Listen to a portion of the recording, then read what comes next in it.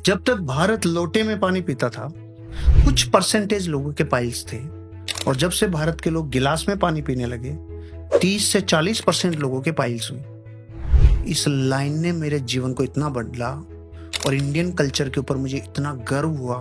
उसके बाद मेरे भीतर से जो स्पंदन आए और जो मैं इसमें लगा ना, कहो बाप रे, जीवन में ज्योमेट्री और ज्यामिति का इतना बड़ा इम्पैक्ट है। तो पूरे विश्व को ज्यामिति तो दी भारत के कल्चर ने, भारत की फिलोसफी ने दी है, भारतीय दर्शन ने दिया है, भारत के ही सिस्टम ने ज्यामिति दी है। रिसर्च करते करते करते करते करते करते फिर मैंने यंत्र देखना चालू किया। शोरूम पे, दुकानों पे, बिजनेस के मेन जगहों पे यंत्र मिलते हैं। चीजों को कनेक्ट करना चालू किया, डॉट्स बनाने चालू किए। वो कह रहे हैं कि लोटे में पानी पीना सेहत के लिए अच्छा है, क्योंकि वो लार्ज इंटेस्टाइन को सिकुड़ाएगा नहीं, क्योंकि उसका सरफेस टाइन 0 होता है, और गिलास का प्रस्थ तनाव बढ़ा हुआ था, इसलिए वो उसको सिकुड़ाता है। ज्यामिति, ज्यामिति दिया किसने? भारत ने। ज्यामिति मतलब क्या? ओ हो, अरे रे, कुछ तो है कनेक्शन। तो फिर ये यंत्र क्यों रखे? ज्यामिति का ही प्रकार है। फिर ये वास्तु क्या? ओ माय गॉड, कोई ना कोई रूप में ये ज्योमेट्री है। फिर ये दाब, ये ताप, ये सब कुछ तो कनेक्शन। फिर मैंने छोटी छोटी चीजों पे ध्यान देना चालू किया। मैंने कहा, भारत की माँ 5000 साल से कह रही है, बेटा बिस्तर समेटो। तो भारत का बच्चा इसलिए नहीं समेटता कि माँ वापस आके इसी में सोना है, तो मैं समेट के करूंगा क्या, यहीं पे रहने दो। कुछ समेटते हैं तो दुख से, कुछ तकलीफ से, कुछ ये नहीं। फिर अमेरिका के एक विलियम्स ने कहा, अरे सुनो भाई, मैंने एक बुक लिखी, उसका नाम है मेक योर बेड, बिस्तर समेटो।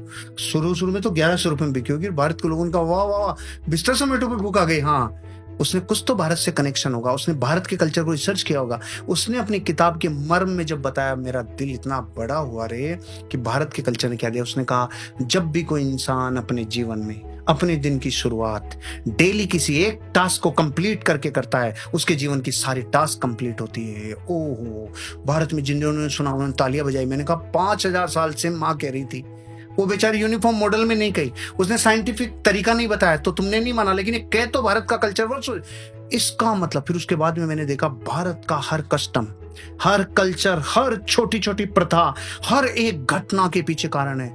रिसर्च इतनी तेज गति से लगाई कि भारत में एक माँ, एक दादी नानी जो नजर उतार रही है, वो भी अनसाइंटिफिकली नहीं है, वो भी अतार्किक नहीं है, इलॉजिकल नहीं है। उसके पीछे भी आपके शरीर में जो सूक्ष्म हो रहा है, जिसे अग्नि स्नान कराने से वो एनर्जी नष्ट होती है।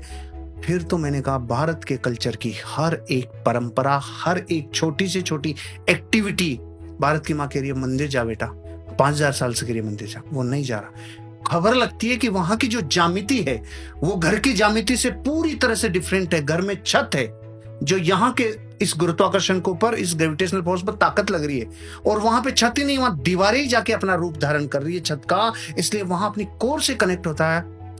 मैंने ये एक बात में 2 मिनट लगा दी कि भारत का एक सिखाया हुआ लेसन पूरे विश्व ने अलग अलग तरीके से सीखा है, ज्यामिति क्या है। तो अगर मैं आपको ये केवल एक कल्चर, एक इंडियन कल्चर की ज्यामिति को उठा के ये 10 एग्जाम्पल दिया, तो भारत की छोटी छोटी परंपराएं, प्रथाएं और कस्टम्स, इनका कितना गहरा संबंध है आपके जीवन से।